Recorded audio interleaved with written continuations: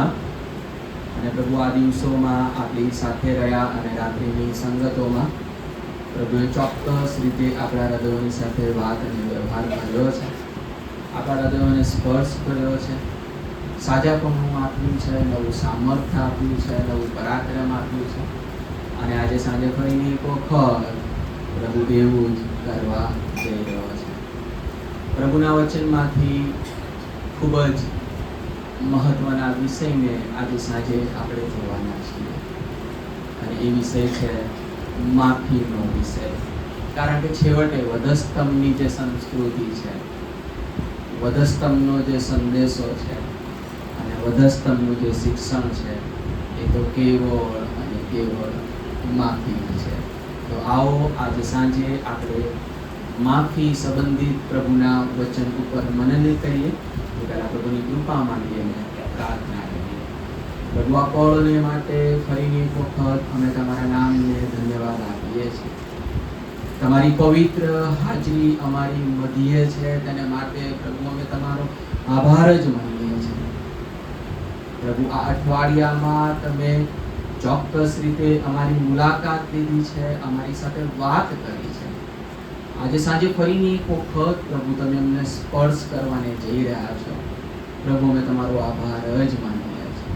પ્રભુ દયા કરો, આ પળને તમે આશીર્વાદિત કરો.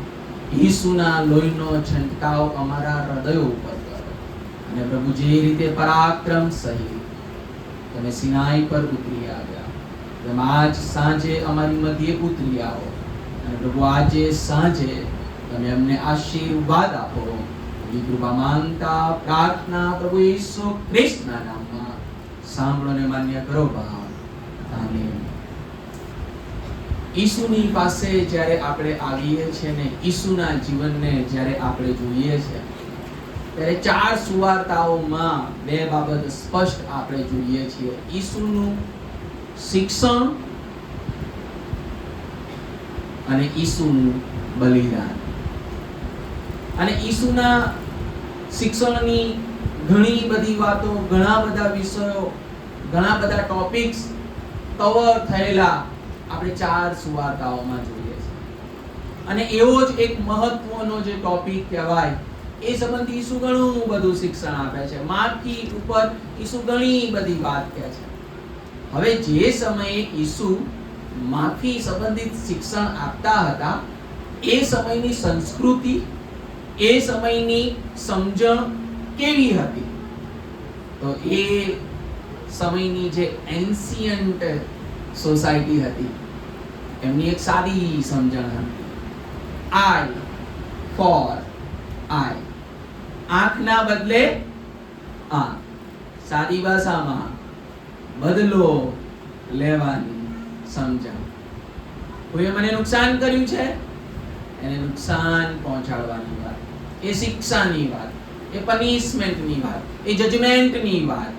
અને એવો સમય કે જ્યારે આઈ ફોર આઈ એ કોમન સમજણ હતી, આંખને બદલે આંખ એ સામાન્ય સમજણ હતી. એવા સમયે ઈસુ પ્રવાહથી તદ્દન વિરુદ્ધ જાય છે. અને પ્રવાહથી તદ્દન વિરુદ્ધ જઈને ઈસુ કહે છે બદલાની વાત નહીં, માફીની વાતનું શિક્ષણ અને સંદેશો ઈસુ આપે છે. કેટલું બધું ગજબનું શિક્ષણ ચાર સુવાર્તાઓમાં છે. શું લખ્યું છે? તારા વૈરીને માફ કર. પછી લખ્યું છે કે જેઓ તારી પૂઠે લાગે છે, તને સતાવે છે, તને હેરાન કરે છે, તને હાનિ પહોંચાડે છે, તને નુકસાન કરે છે, તેઓને સારું પ્રાર્થના કર. અને પાછું લખેલું છે જે તને શાપ દે છે તેમને આશીષ દે, આશીષ જ દે. કેટલું ગજબનું શિક્ષણ ઈસુ એ સમયમાં આપે છે.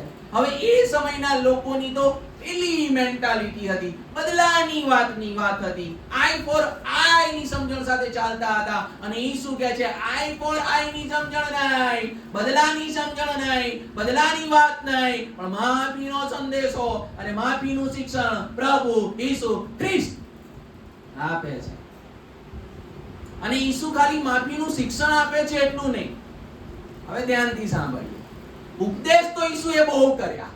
માફી માફી માફી લોકોને કહ્યું, લોકોને ઉત્તેજન આપ્યું, એકબીજાને માફી આપો, એકબીજાને માફ કરો, સમાધાન કરો. ઈસુએ ઉપદેશ તો બહુ કર્યા.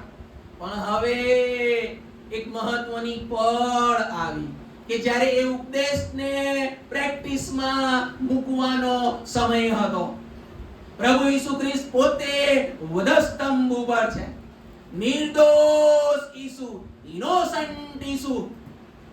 અને જ્યારે ઈસુ વધસ્તંભ ઉપર છે, નિર્દોષ ઈસુને વધસ્તંભ ઉપર જડવામાં આવ્યા છે. એ જડવા પાછળનું એક જ કારણ હતું, એ ધર્મ ગુરુઓની અદેખાઈ.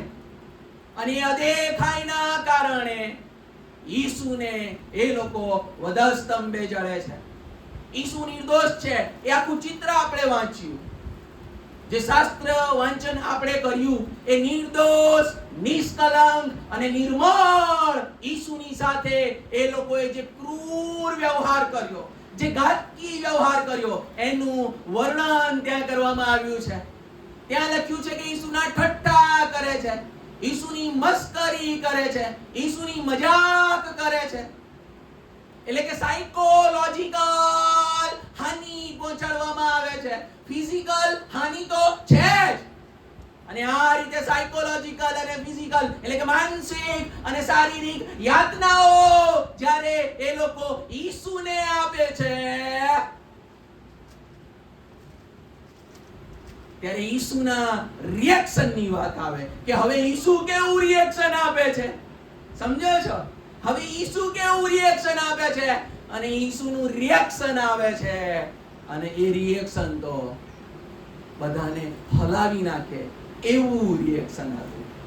ઈસુ વધસ્તંભ પરથી એ મસ્કરી કરનારાઓને, એ ઠઠ્ઠા કરનારાઓને, એ મજાક કરનારાઓને એમને જે યાતનાઓ આપી રહ્યા છે, પીડાઓ આપી રહ્યા છે, એવા પાત્રોને જોઈને, અદેખાઈથી ભરેલા પાત્રોને જોઈને, ઈર્ષાથી ભરેલા પાત્રોને જોઈને, અભિમાનથી ભરેલા પાત્રોને જોઈને ઈસુ કહે છે, ઓ બાપ, તેઓને માફ કર. ઉપદેશ તો બહુ આપ્યા ઈસુએ, પણ આ પણ હતી કે ઉપદેશને એ પ્રેક્ટિસમાં મૂકે.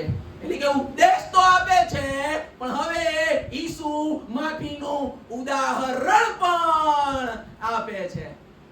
ઈસુ વધસ્તંભ ઉપરથી એમને વધસ્તંભે જડનારા પાત્રોને માટે પિતાને પ્રાર્થના કરે છે, હે બાપ, તેઓને માફ કર. અને જ્યારે ઈસુ આ પ્રાર્થના કરે છે ને માફીની, ત્યારે ગજબનું થાય છે.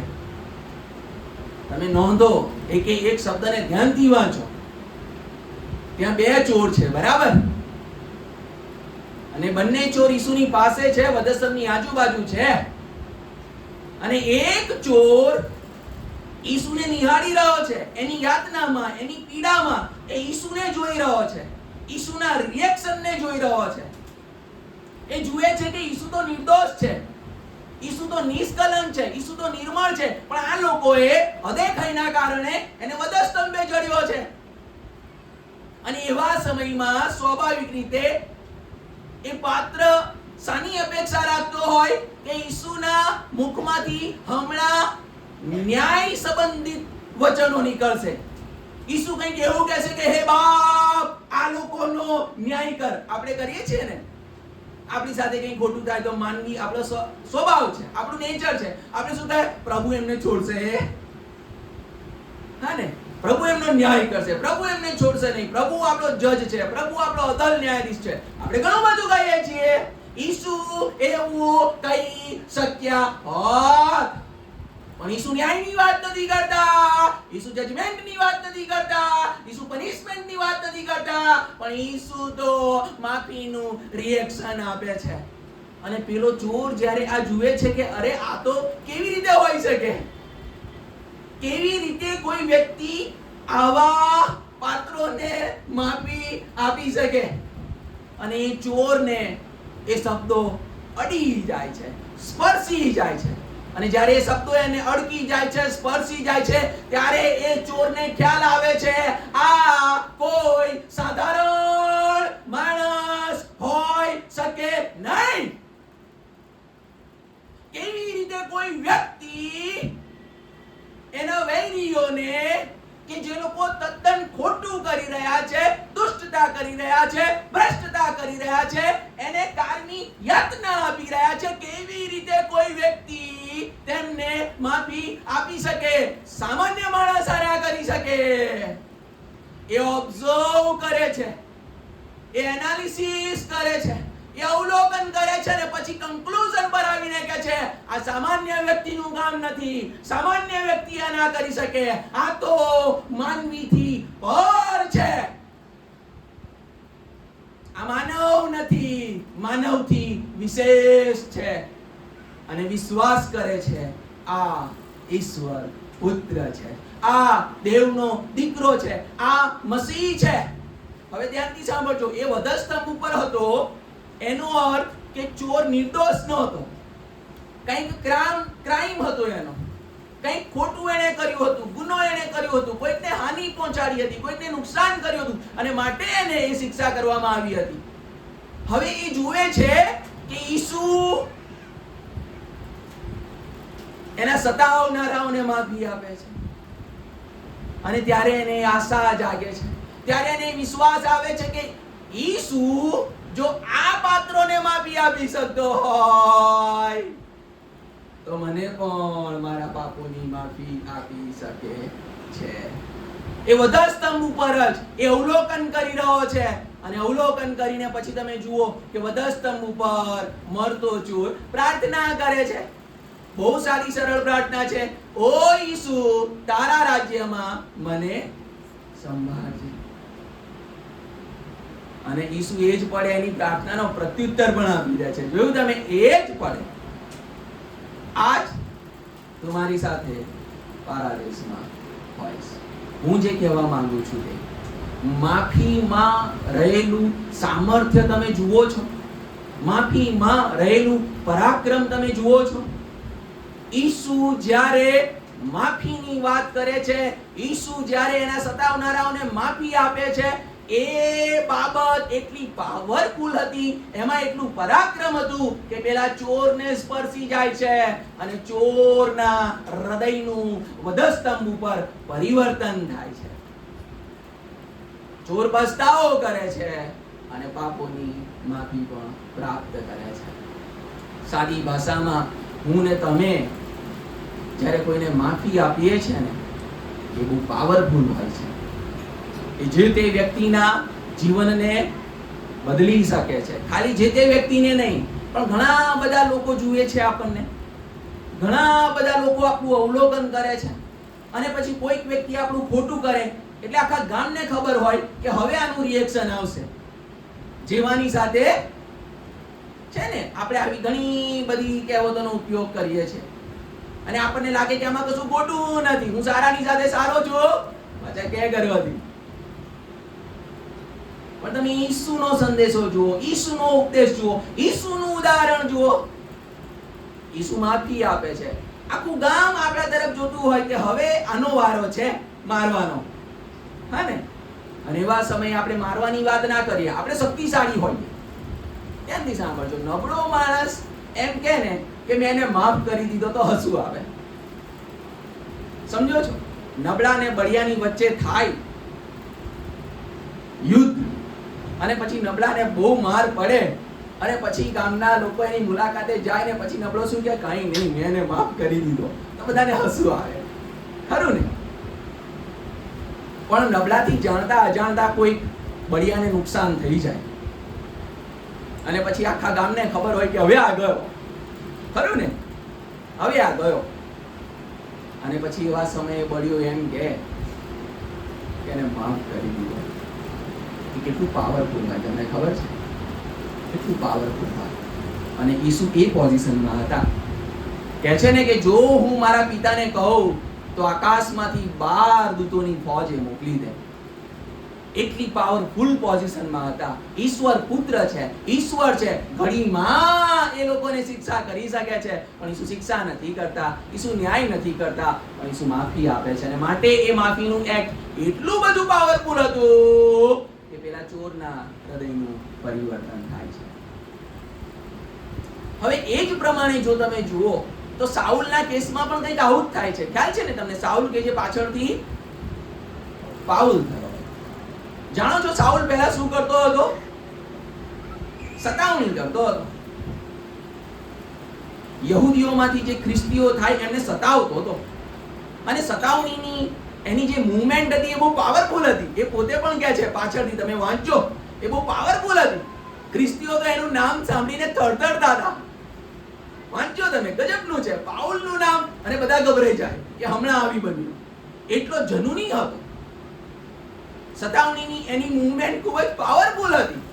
અને એવા સમયમાં કે જ્યારે એની મૂવમેન્ટ આગળ વધી રહી હતી, એ ખ્રિસ્તીઓને સતાવી રહ્યો હતો, ખ્રિસ્તીઓને મારી રહ્યો હતો. અને પછી એક ઇન્સિડન્ટ બને છે, સ્ટેફનની શહીદી. વાંચ્યું છે ને? પ્રેરિતોનો કૃત્ય 7મો અધ્યાય. નથી વાંચ્યું તો ઘરે જઈને વાંચજો. સ્ટેફનની શહીદીની વાત છે. સ્ટેફનને પથ્થરે મારે છે. યહૂદીઓ સ્ટેફનને પથ્થરે મારે છે.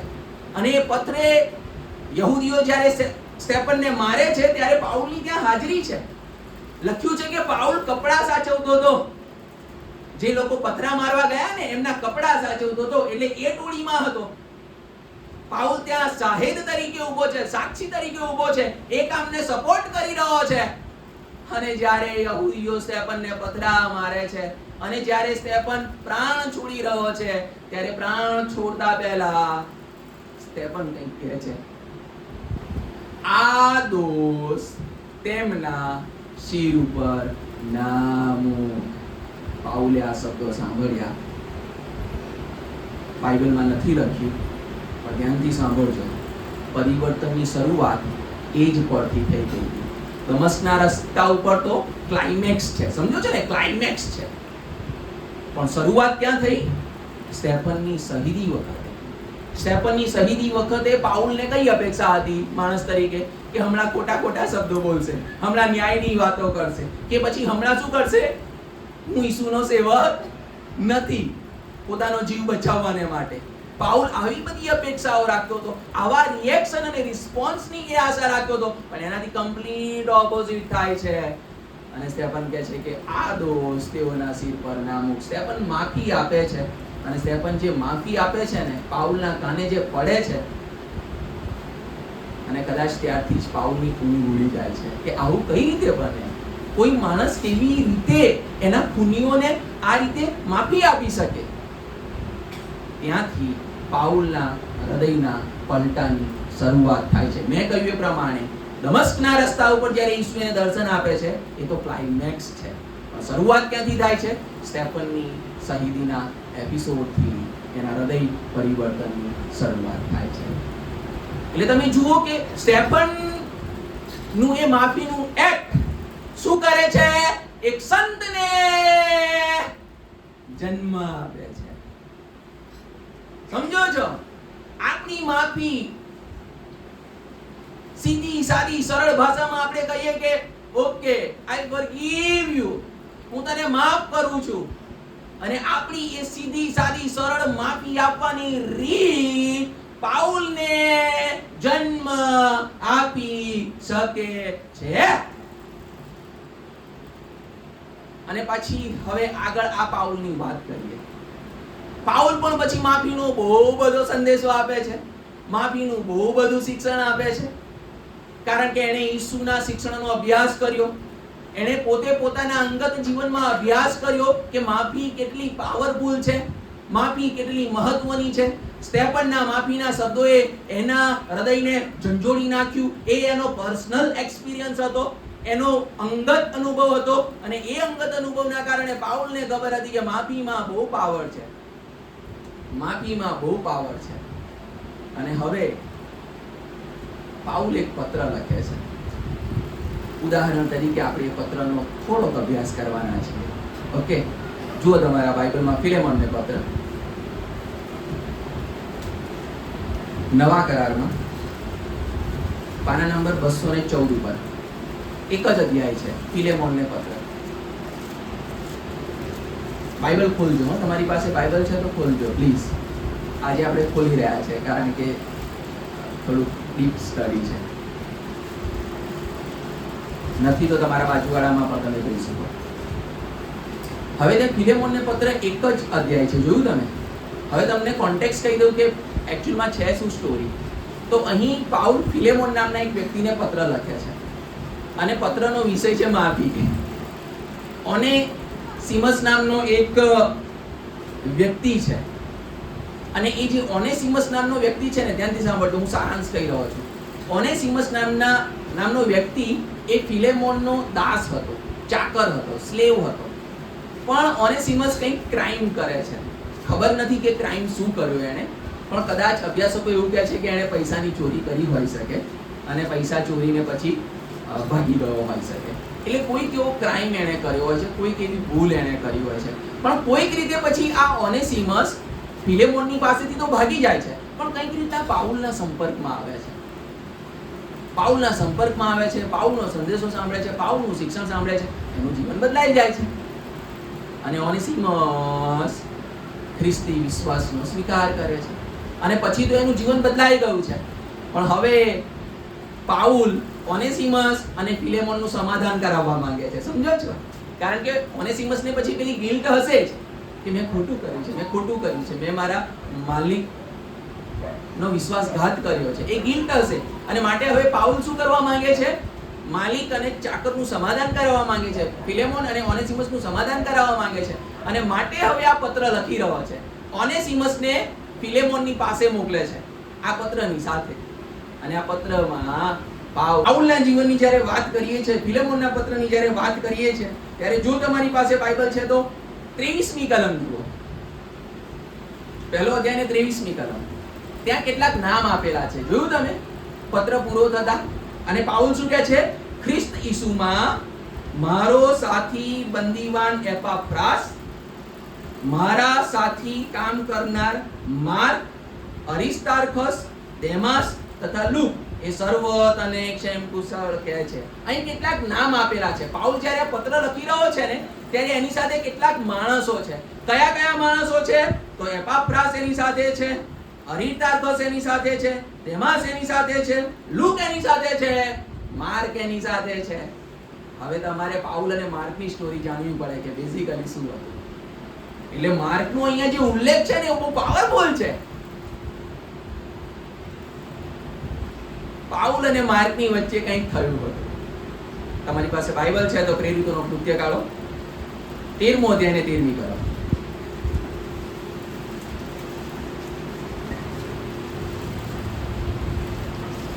પ્રેરિતોનો કૃત્ય 13મો અધ્યાય અને 13મી કલમ.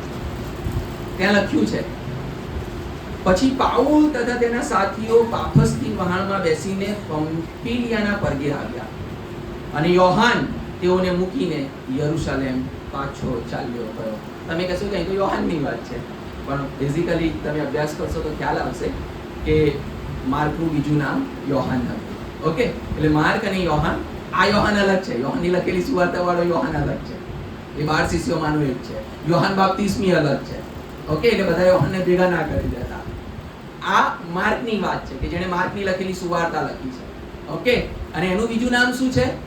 યોહાન છે. હવે મિશનરી મુસાફરીમાં આ લોકો નીકળ્યા હતા, પાઉલ, બારનાબાસ અને માર્ક. અને પછી લખ્યું છે કે કંઈક થયું, એ આપ્યું નથી. પ્રોબ્લેમ શું થયો, ઇસ્યુ શું થયો એ નથી આપ્યું, પણ કશુંક થયું.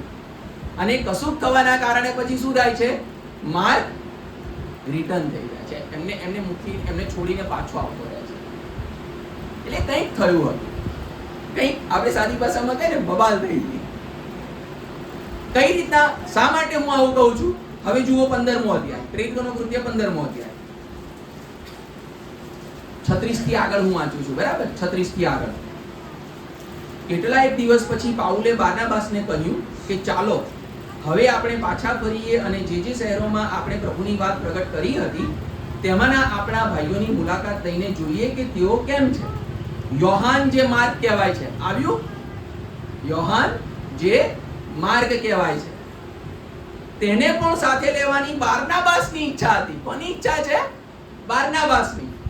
પણ પાઉલે ધાર્યું કે જે આપણને પંફુલિયામાં મૂકીને પાછો જતો રહ્યો અને આપણી સાથે કામ કરવા આવ્યો નહીં તેને સાથે તેડી જવો એ યોગ્ય નથી. પાઉલ કહે છે ના, એને નહીં લેવાનો. તો તમે વિચારો કે બબાલ કેટલી મોટી હશે, સમજવાનો પ્રયત્ન કરજો. એને નહીં લેવાનો. અને પછી તો એ પ્રશ્ન એટલો બધો વણસી ગયો કે પાઉલ અને બારનાબાસની વચ્ચે પણ પ્રશ્ન થઈ ગયો. જુઓ તમે 39મી કલમ. ત્યારે એવી તકરાર થઈ કે જેથી તેઓ એકબીજાથી વિખૂટા પડ્યા. કોણ કોનાથી વિખૂટું પડ્યું? પાઉલ અને બારનાબાસ એકબીજાથી વિખૂટા પડ્યા. અને લખ્યું છે અને બારનાબાસ માર્કને સાથે લઈને વહાણમાં બેસીને સાયપ્રસ ગયો, પણ પાઉલે સિલાસને પસંદ કર્યો. સમજવાનો પ્રયત્ન કરજો હું જે કહેવા માંગુ છું તે. કેટલો મોટો પ્રશ્ન હતો.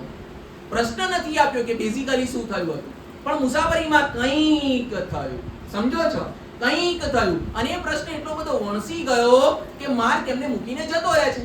હવે થોડા સમય પછી કદાચ માર્કને એવું થાય છે કે મારી ભૂલ હતી, એને એની ભૂલનું ભાન થાય છે, પણ પાઉલ હજુ માફ કરવાના મૂડમાં નથી. જોયું તમે? પાઉલ હજુ માફ કરવાના મૂડમાં નથી. હવે તમે વાંચજો, મારી પાસે અભ્યાસ નથી, પણ પાઉલ અને બારનાબાસની મિત્રતા બહુ ગજબની હતી. એકચ્યુઅલમાં પાઉલને સ્ટેજ આપનાર, પાઉલને તક આપનાર, પાઉલને ઇન્ટ્રોડ્યુસ કરનાર કોણ હતો? બારનાબાસ હતો. અને બારનાબાસ પાઉલનો ખાસ હતો. પણ જ્યારે આ માર્કનો ઇશ્યુ ક્રિએટ થાય છે ને ત્યારે બે મિત્રોની વચ્ચે પણ તકરાર થઈ જાય છે અને બે મિત્રો છૂટા પડે છે. કેટલો મોટો ઇશ્યુ, હું જે કહેવા માંગુ છું, કેટલો મોટો ઇશ્યુ. વાંક માર્કનો જ જણાય છે. વાત પરથી એવું લાગે છે કે માર્કનો વાંક હશે. પછી એને એની ભૂલનું ભાન થતા હવે એને પાછું ટીમમાં આવવું છે, પણ પાઉલ હજુ માફ કરવાના મૂડમાં નથી. પણ હું જે કહેવા માંગુ છું, જ્યારે ફિલેમોનને પત્ર લખી રહ્યો છે ને ત્યારે માર્ક એની સાથે છે. વાંચ્યું ને આપણે એ છેલ્લી કલમ ફિલેમોનને પત્રમાં. માર્ક એ ટીમમાં છે. દેમાસ છે, તિમોથી છે, એપાફ્રાસ છે, અરિસ્ટાર્કસ છે, અને એમાંનો એક કોણ છે? માર્ક. એનો અર્થ એ કે પાઉલે માર્કને માફી આપી હતી. પાઉલે માર્ક સાથે સીધું કરી લીધું હતું. પાઉલે માર્ક સાથે સમાધાન કરી દીધું હતું. અને માટે જ્યારે ફિલેમોનને આ પત્ર લખી રહ્યો છે ને ત્યારે ખૂબ જ ઇન્ટેન્સ સાથે પાઉલ માર્કના નામનો ત્યાં ઉલ્લેખ કરે છે. સાદી ભાષામાં પાઉલ ખાલી ઉપદેશ નથી આપતો, પણ ફિલેમોનને ઉદાહરણ આપે છે. જેમ મેં માર્કને માફ કર્યો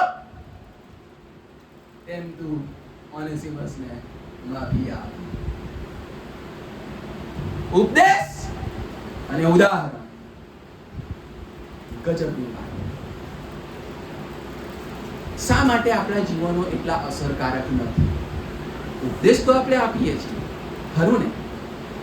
ઉપદેશ તો આપણે આપીએ છીએ, પણ જ્યારે ઉદાહરણ આપવાનો સમય આવે છે ત્યારે આપણે ફેલ જઈએ છીએ, આપણે નિષ્ફળ જઈએ છીએ.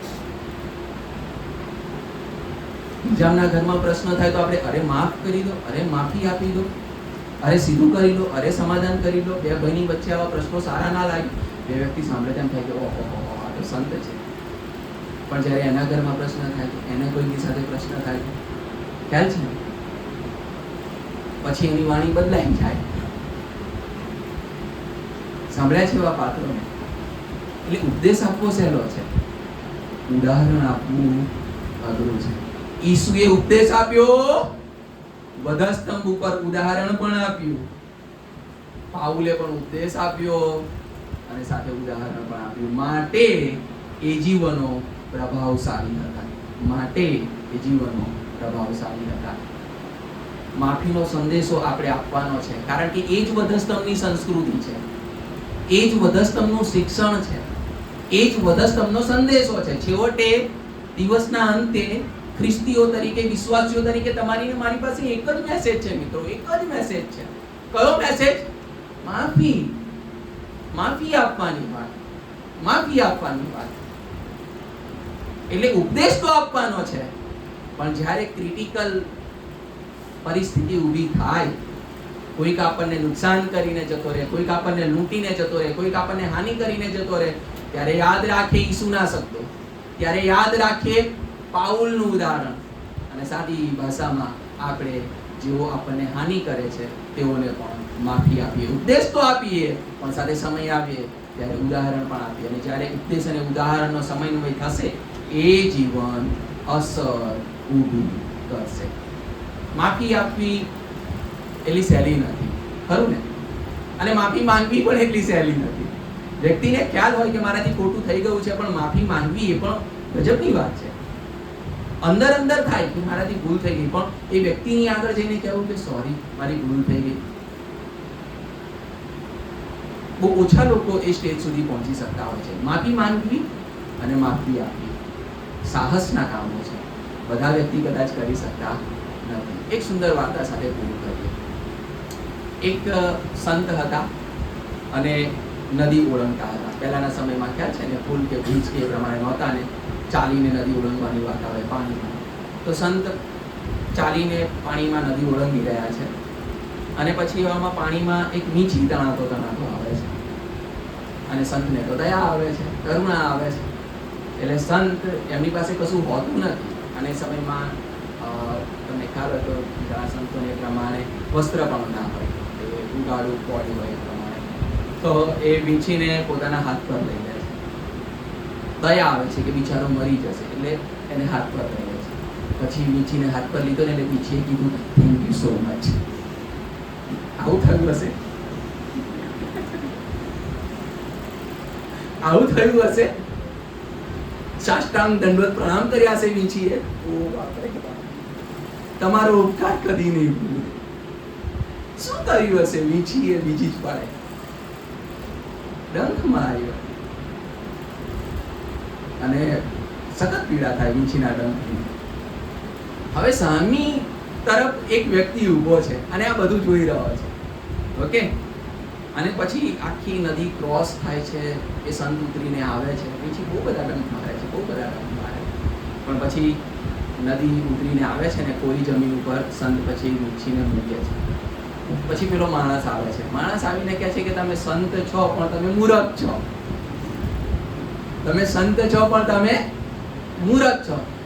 તમને ભાન નથી કે વીંછી તો ડંખ મારે? હા ને, આવા કામ થતા હોય. અને પછી એ સંતનું જે વાક્ય હતું અદ્ભુત હતું, અને મારી પ્રભુને પ્રાર્થના કે એ આપણા જીવનનો મુદ્રા બની. એ સંતે એવું કીધું, એનો સ્વભાવ છે ડંખ મારવાનો, એને ડંખ મારવો. મારો સ્વભાવ છે દયા કરવાનો, ને દયા કરવી.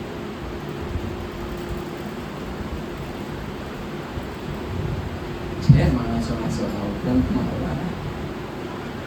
તમે માફી આપશો અને બીજી જ પડે ડંખ મારશે. તમે માફી આપશો અને બીજી જ પડે ડંખ મારશે. તમે માફી આપશો, અને માટે પિતર કહે છે કેટલી વાર માફ કરું પ્રભુ? યાદ છે ને, ઈસુને કહે છે 7 વાર માફ કરું. અને પિતર શું કહે છે? પ્રભુ શું કહે છે પિતરને? 70 ગણી. એટલે કે આપ્યા જ કર. અનંત કાળ સુધી તું જેમને ડંખ મારવાનો સ્વભાવ છે એમને માફી આપ્યા જ કર. તમને કોઈએ ડંખ માર્યો છે કે પછી તમે કોઈને ડંખ માર્યો છે? બંને તરફી હોય શકે ને. આજે પ્રભુ ભોજનની મેજની પાસે આપણે આવીએ છીએ. વધસ્તંભની સંસ્કૃતિ, વધસ્તંભનું શિક્ષણ, વધસ્તંભનો સંદેશો કે માફી. અને જો એ માફી આપણા હૃદયમાં નથી ને આપણે પ્રભુની મેજની પાસે આવીએ છીએ, તો આપણે પ્રભુની મેજનું અપમાન કરીએ છીએ. અને માટે આજે રાત્રે પ્રભુની મેજ પાસે આવીએ તે પહેલા પાઉલ કહે છે તેમ આપણે આપણી પરીક્ષા કરીએ. માફી માંગવાની છે કોઈની પાસે તો માંગી લો. અને માફી આપવાની છે કોઈને તો આપી દો. માફી માંગીને, માફી આપીને આવો આજે સાંજે આપણે પ્રભુની મેજના ભાગીદાર થઈએ. હંમેશા એક વાત યાદ રાખીએ, એનો સ્વભાવ છે ડંખ મારવાનો, એ ડંખ મારશે. મારો સ્વભાવ છે દયા કરવાનો, હું દયા